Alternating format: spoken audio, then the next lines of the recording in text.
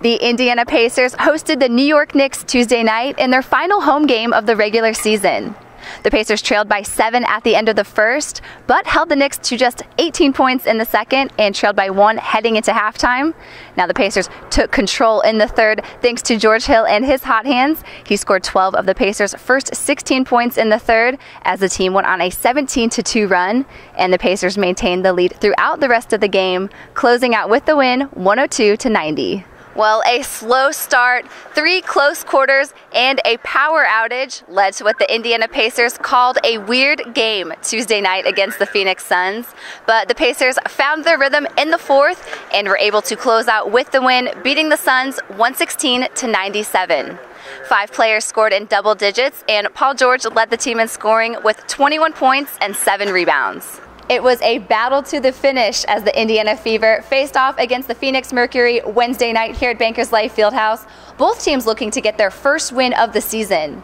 The Fever were down by 5 heading into the fourth, but came out explosive offensively and harnessed down on defense in the final quarter.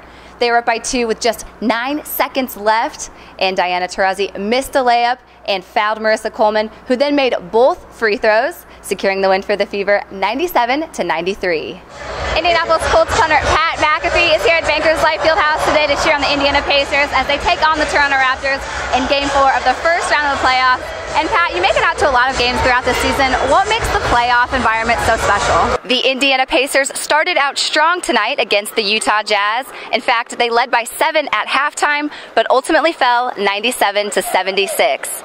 The Pacers are now 0-3 in the regular season, and while the team continues to work out the kinks in their new offense, Paul George says defense was the main factor in tonight's loss.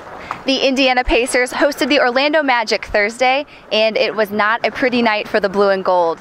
They were down by just 6 at the half, but the Magic came out explosive offensively in the second, and the Pacers struggled to defend them throughout, ultimately falling 114-94. But a bright spot for the Pacers tonight was Lavoy Allen, who earned his 4th double-double of the season. He had 11 rebounds, 8 of those offensive, and 12 points tonight. Tonight's Pacers game against the Miami Heat is also the inaugural Hickory Pacers night here at Bankers Life Fieldhouse. It's part of a season-long tribute to the 30th anniversary of the movie Hoosiers and Indiana basketball. We talked to fans tonight about their excitement for Hickory Pacers night and their thoughts on the new jerseys. I'm here with actor and Oscar nominee Jesse Eisenberg. And Jesse, we know you're from your movies such as The Social Network and Zombieland, but we're not used to seeing you at Bankers Life Fieldhouse. What brings you to Indy into the game? Monday night's Pacers game against the Los Angeles Lakers marks Kobe Bryant's last time ever playing against Indiana. We talked to Pacers fans, Kobe fans, and even Lakers fans about some of their fondest memories of watching Kobe play over the last 20 years. Well, we are just 2 months out from the 100th running of the Indy 500, and we are celebrating IMS night here at Bankers Life Fieldhouse as the Pacers take on the Bulls. And I'm here with IndyCar driver Alexander Rossi. And Alex, this is actually your first Pacers game ever. What are your thoughts so far here at Bankers Life Fieldhouse and on Indy? It was a battle to the finish as the Indiana Pacers faced off against the New York Knicks for the first time this season, Wednesday night here at Bankers Life Fieldhouse.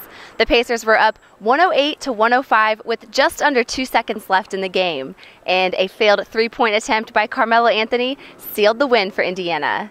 This team has struggled to close out in close games like this before, but the team says their ability to make quality shots was the difference down the stretch. It's hard to believe, but there are just 10 home games left in the Pacers' regular season. And next up, the Pacers host the Toronto Raptors this Thursday, St. Patrick's Day, at 7.